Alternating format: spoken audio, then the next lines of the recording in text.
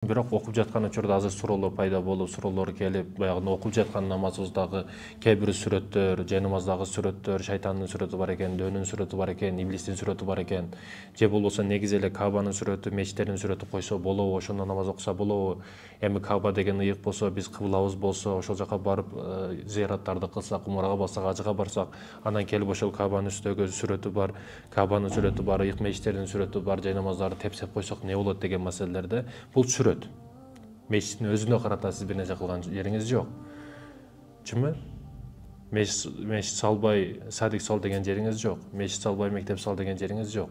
Мечит салгандар алар дагы салып атат. Эми айтайын дегеним, мечитке бир душмандыгыңыз жок, мечитке бир немеңиз жок. Бул жөн эле сүрөт демекчимин да. Бул жерде эч кандай бир катачылык жок. Азыр ар бир үй бүлөдө менимче же намаздардын сүрөтүндө ошондой Кабанын, мечиттердин сүрөттөрү бар.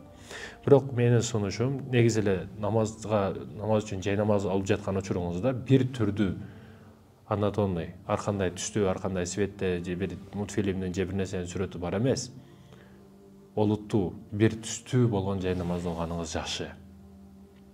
Оюңузда калагды болбойт, ар кандай светтер болбойт, бир түстүү болот. Эми учурунда адамдар камышка намаз окуган, таза жерге, көк чөптөрдүн үстүндө, мурда жай намаз материал деген кече жакында эле пайда болгон учурда. Анан окуп жаткан жай намазыбыз өткөндө бир окуя болду. 10 жыл мурда окуп жаткан жай намаздарыбыз астыда Мадеин Китай, Мадеин Түркия деп жазылып турат эле.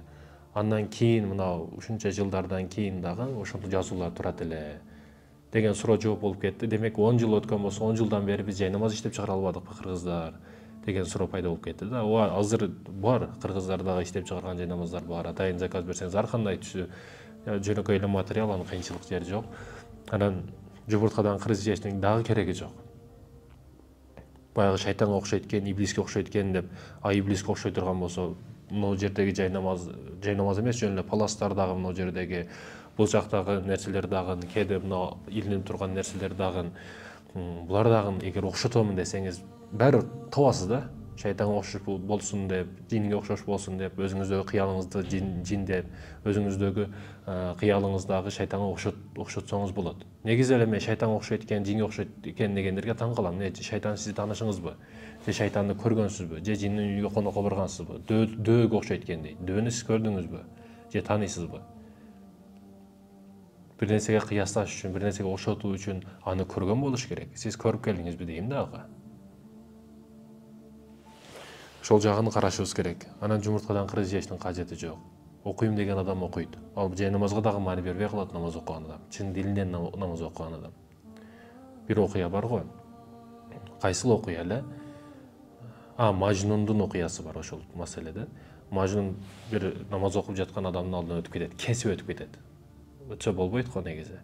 Ал кесип өтүп кетет дагы, баягы адам нерв болуп, неге өтөсүң, мен намаз окуп атам, көрбөдүңбү, андай мындай деп намазын токтотуп, баягы урушкан учурда мен чындап бир кызды сүйөмүн, Лейлини сүйгөнүм үчүн, аны сүйүп калгандыгым үчүн, аны оюмда ойлоп, ага берилип, сага маани бербестен өтүп кетипмин, кечиресиң.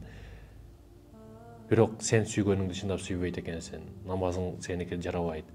Эгер сен чындап Кудайга берилип намаз окуган учуруңда, сен мага дагы маани бербей калат элең, өткөнүнү дагы билбей калат элең. Мен го бир кызды сүйүп калгандыгым үчүн сага маани бербестен намазыңды алдынан өтүп кеттим. Сен Аллахты сүйүп атасың. Сен эч кимге маани бербей калышың керек. Бул дүйнөдөн унутушуң керек.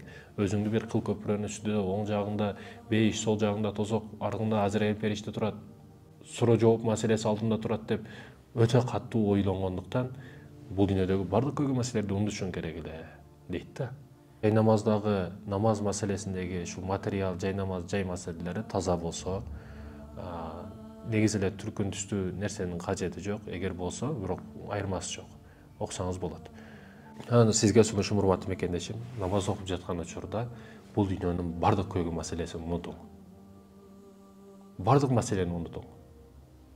Сиз мисалы үчүн бир китепти ачып окуган учуруңузда мынтип ачып окуйсуз, мына жерлерге чейин келип туруп бир 10 барак окуганыңыздан кийин кайра мына жерлерин таштап коюп анан аягына өтүп кетип, бул жерлерди таштаганыңыз үчүн бул жерди түшүнүүгө мүмкүн эмес. Бул жер негиздүү жерлер эле да. Сиз бул жерди таштап акыркы бетке өтүп кеттиңиз.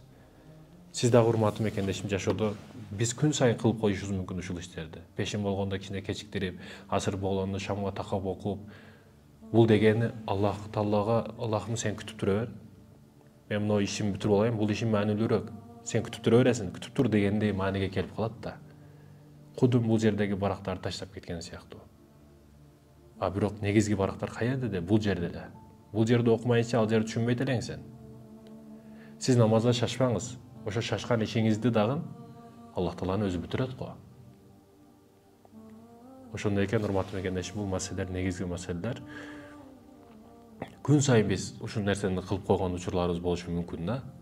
Кээ бир адамдар бар ушундай, намазды кечиктирет, орозосун тутпайт. Бул дегени сен маанилүү эмессиң, сен токтоп тур, сен боло берет, сага боло берет дегендей да.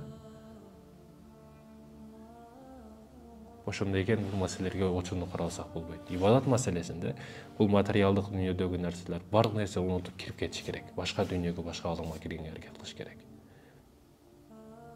Намаздан өткөн бактылык жок, башка дүйнөгө кирип кетесиң, эс алып каласың. Кадимкидей таштардын үстүндө жүргөнүңдө чарчап каласың, бирок ал жерден күч аласың баскандан сайын. Ушундай.